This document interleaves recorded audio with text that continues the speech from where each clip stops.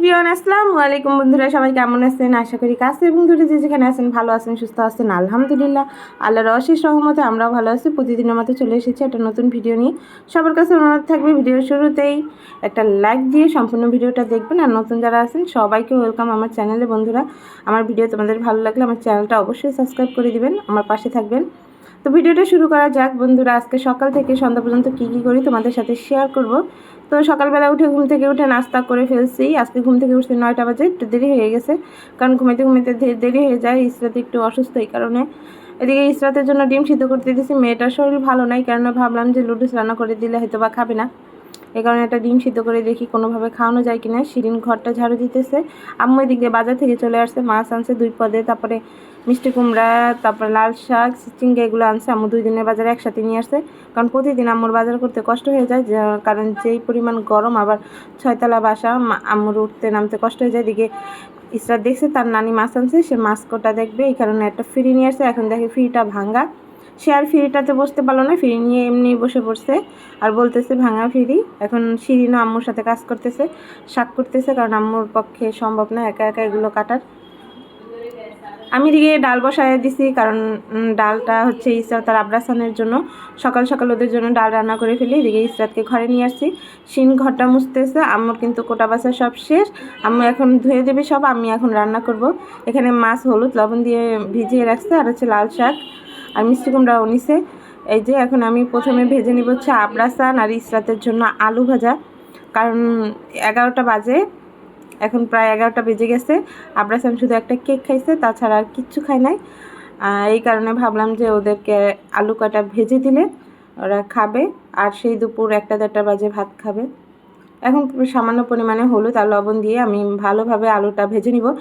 আর এই আলুটা কিন্তু ভাজবো আমি হালকা আছে, কারণ বেশি আঁচ দিব না, মানে কারণ হচ্ছে এটা কাঁচা আলু, যদি সিদ্ধ করা থাকতো অল্প ভাজলেই হয়ে যেত, কিন্তু কাঁচা আলু যেহেতু, এগুলো যদি আমি বেশি চালে ভাজি তাহলে কিন্তু আলুটা উপর দিয়ে হয়ে যাবে, ভিতর দিয়ে কাঁচা থেকে যাবে, সিদ্ধ হবে না।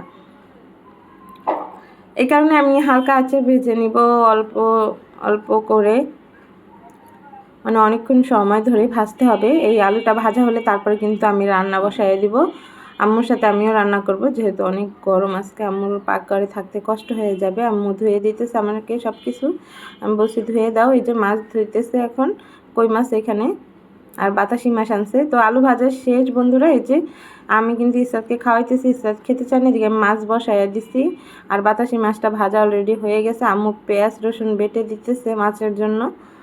এদিকে ইসরাত, এই যে আবরাসান খাইতেছে ইসরাতকে আর কি আমি খাওয়াইতেছি একটা একটা করে, সে খেতে চায় না। ইসরাতের খাওয়া শেষ, এখন সে গোসলখানায় ঢুকে গেছে, কারণ যেহেতু 12টা বেজে গেছে অলরেডি, সে বুঝছে যে তার গোসল করার টাইম হয়ে গেছে। 12টা বাজলেই সে একা একাই গোসলখানায় যাওয়ার জন্য পাগল হয়ে যায়। তো এদিকে রান্না করা শেষ, মিষ্টি কুমড়া রান্না করছে। এখানে বাবু আবার দুধ আনছে, আমার ভাই, সেই দুধটা জাল দিব ইসরাতের জন্য। এই যে কই মাছ ভুনা আর লাল শাকও রান্না করছে। আর ইসরাত আর আবরাসানের জন্য এই যে ডাল রান্না করা হয়ে গেছে। তো ওদের গোসলও অলরেডি হয়ে গেছে, এই যে গোসল করে 2 ভাই বোন এখন খেলাধুলা করতেছে। ওদেরকে এখন ভাত খাওয়াবো, আমি ডাকতে আসছি। গরমের ভিতরে ইসরাতকে জামাটা পরাইছি, এখন খুলে ফেলবো। সেই জামাটা দেখাই দিতেছে, এটা পরবে এটা পরবে, আমি অর্ডার খুলছি, এই কারণে আর কি পরাইলাম, নাইলে যে পরিমাণে গরম। এখন আমি এটা খুলে গেঞ্জি পরায় ভাত খাবো। এই যে আজকে শিরিন ভাত খাইতেছে 2জনকে, কারণ আমি বললাম যে আজকে দেরি হয়ে গেছে, একজন একজন করে ভাত খাইতে অনেক লেট হয়ে যাবে, তুমি একসাথে 2জনকে খাওয়াও খেলাধুলা করে। কারণ ইসরাত তো আর টিভি আর মোবাইল দেখে খায় না, যার কারণে ওকে খাওয়াইতে একটু কষ্টই হয়, খেলে আর খাওয়াই খেলনা দিয়ে।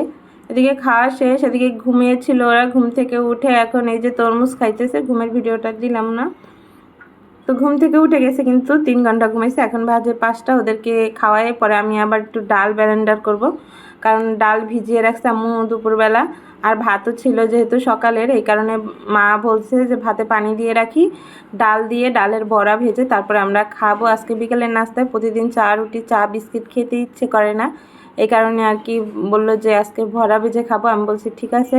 তো এই যে ডালগুলো ধুয়ে আম্মু দিয়ে গেছে ছেঁকে, পানি ছেঁকে, এখন আমি ব্যালেন্ডারটা বের করে ব্যালেন্ড করে দিব। 2 মিনিটের ব্যাপার, এগুলো বাটতে গেলে কিন্তু প্রচুর টাইম লাগবে, তা আমি বললাম যে বাটার প্রয়োজন নেই, আমি ব্যালেন্ড করে দিচ্ছি। এখন আমি ব্যালেন্ড করে দিব। সব ভাজবে না, অর্ধেক ভাজবে আর অর্ধেক রেখে দিবে ফ্রিজে, আবার আরেক দিন ভাজবো। আম্মু একসাথে অনেকখানি ভিজিয়ে রাখে, 2 পদের ডাল, মসুর আর হচ্ছে খেসারি ডাল। এই যে এতগুলো হয়েছে, এখানে অর্ধেক নিছে আম্মু।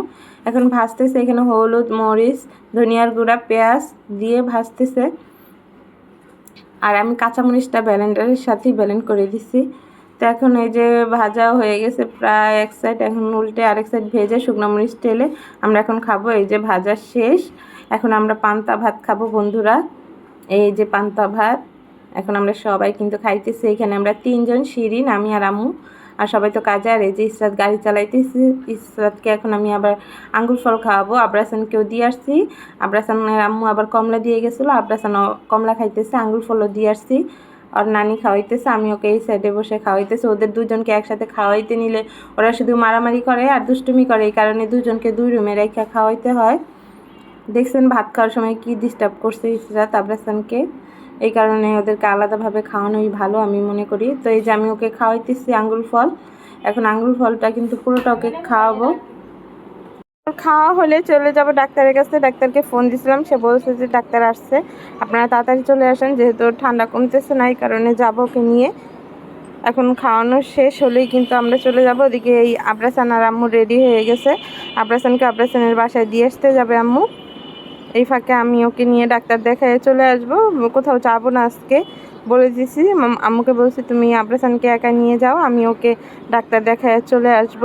আম্মু আবার আমার জন্য দাঁড়াইছে, বলছে যে একসাথেই নামবে, কারণ ওদিকে গেলে আসতে অনেক দেরি হয়ে যায়। ছোটো বোনের বাসায় গেলে আর আসতে মন চায় না, আর ইসরা তো আসতে চায় না, অনেক কান্নাকাটি করে, এই কারণে ভাবলাম যে ওকে আর ওই বাসায় নিব না। তো এই যে আমরা রেডি হয়ে কিন্তু চলে যাইতেছি ইসরাতকে, যেহেতু নিচেই যাব, ওকে বেশি কিছু পরাইলাম না, একটা সেন্টু গেঞ্জি পরাইলাম। আমাদের বাসার পাশেই আর কি ফার্মেসিটা নতুন দিছে, ওইখানে আর কি ডক্টর বসে, তো ওই ডক্টরটা আবার ইসরাত দেখায়, মানে ইসরাতকে অন্য সব ডাক্তারের কাছে নিলে কিন্তু ইসরাত ডাক্তার দেখলেই কান্নাকাটি করে, ভয় পায়। ওনাকে দেখলে আর ভয় পায় না, কারণ ওনার ফার্মেসিতে আমরা সবসময় ওষুধ আনি, তো যাওয়া আসা পরে, এই কারণে আর ভয় পায় না। তো এখন আমরা সিঁড়ি দিয়ে নেমে যাইতেছি। এখন দেখি যে আমার খালারা সবাই চলে আসছে এদিকে আমাদের বাসায়। এখন বলছে যে চলো আমাদের সাথে, আম্মু বলছে যে তাহলে চলো, যে আমার খালার আমার মার বোনের জামাই নাকি দোকান দিচ্ছে নতুন মুরগি, তো সেইখানে যাবে, তো সবাই ওইখানে গেছে। আমি ওকে নিয়ে ডাক্তার দেখাইতে এইখানে চলে আসলাম। তো আমার ডাক্তার দেখানো হয়ে গেছে, আমি এখন ওষুধ নিতেছি, আর ইসরাত ডাক্তারের সাথে বসে বসে কথা বলতেছে। এই যে 3টা ওষুধ দিছে এইখানে, এই 3টা ওষুধ দিতেছে, আর গ্যাসও দেওয়া লাগবে, লেবুলাইজার করতে হবে, যেহেতু বুকে কফ জমে গেছে নাকি। ইসরাতের বাবা বলছে যে গ্যাস যদি দেওয়া প্রয়োজন মনে করো অন্য মেডিসিন দিতে, তাহলে অন্য মেডিসিন নিয়ে এসে, এই মেডিসিনে হয়তো বা কাজ হইতেছে না। এর আগে কিন্তু ডাক্তার দেখায় গেছি, তো আবার কিন্তু আসছি, মানে এর আগে ওষুধ খাওয়াইছি, ওই ওষুধে কাজ হইতেছে না, এই কারণে আমরা রিপ্লাই আবার চলে আসলাম ডক্টর দেখাইতে। তো আমরা আবার ডক্টর দেখাই আবার চলে যাব হচ্ছে ওই খালুর যে দোকান নিছে সেখানে, খালু হয় আর কি, নতুন দোকান নিছে মুরগির দোকান। আম্মু বলছে যে যাওয়ার সময় এদিক দিয়ে ঘুরে যেও, যেহেতু ওই বাসায় যাবা না, ওনারা সবাই গেছে ওই বাসায়, ওই বাসা থেকে আবার যাবে দোকানে, এই কারণে আমি বলছি ঠিক আছে আমি ডাক্তার দেখায় সময় পাইলে যাব। তো এখন আমার ছোটো খালাতো বোন আবার আমাদেরকে নিয়ে যেতে আসছে। আমি আবার দোকান চিনি না, কাছেই দোকান আর কি, আমাদের বাসার কাছেই, ফার্মেসির সাথেই, কিন্তু আমি চিনি না, এই কারণে আমাকে নিয়ে যাইতেছে, আমরা যাইতেছি। এখন খালারাও ছিল ওনাদের বাসায়, ওনাদের বাসা থেকে বের হয়েছে, সবাই একসাথে মিলে যাইতেছে। এই যে দোকানে চলে আসছি, এটা নতুন দোকান নিছে, এটা ডেকোরেশন চলতেছে, মুরগির দোকান তো, মেশিন যন্ত্রপাতি সব নতুন কেনা হয়েছে। দোকানটাও কিন্তু নতুন, কারণ এটা নতুন, একটা বাড়ির নিচে আর কি দোকানটা নিচে। দোকানটা লম্বা অনেক বড় ছিল, মুরগির দোকান তো একটু বড়ই দরকার। খালুরা কিন্তু এখানে থাকে না, তারা কিন্তু থাকে হচ্ছে কৃষি মার্কেটের ওইখানে। তো আমাদের এলাকায় একটু মানুষ বেশি, তো এই কারণে ভাবলো যে এদিকে দোকান নিলে হয়তো বা চলতে পারে, এই কারণে উনি কিন্তু হোটেলে কাজ করে, হোটেলের মাস্টার, এই কারণে কিন্তু এখানে এসে দোকান নিছে। তো এখন ডেকোরেশনটা করাইতেছে, আর মেশিন কিন্তু সব নতুনই কেনা হয়েছে, 2-1 দিনের ভিতরে হয়তো বা চালু দিবে। তো আমরা এখন দোকানটা দেখে কিন্তু বাসায় চলে যাব, সবাই যাব, কারণ আমার খালামণিরা আমাদের বাসায় ঘুমাবে, এই কারণে ওনারা সারাদিন বড় মামার বাসায় থাকে, খাওয়া দাওয়া করে ওই বাসায় সব কিছু, কিন্তু রাতে আমাদের বাসায় ঘুমাতে যায়। এখন আমরা বাসায় চলে যাব, কারণ ইসরাতের বাবা ফোন দিছে, সে বলছে যে বাসায় নাকি চলে আসছে। এই কারণে ভাবলাম যে তাড়াতাড়ি বাসায় চলে যাই, মেয়েটারও শরীর ভালো না। এখন এই যে আমরা বাসায় চলে যাইতেছি বন্ধুরা। তো আজকের ভিডিওটা এই পর্যন্তই বন্ধুরা। যদি আমার ভিডিওতে কোনো ভুল ত্রুটি হয়ে থাকে সবাই ক্ষমার দৃষ্টিতে দেখবেন।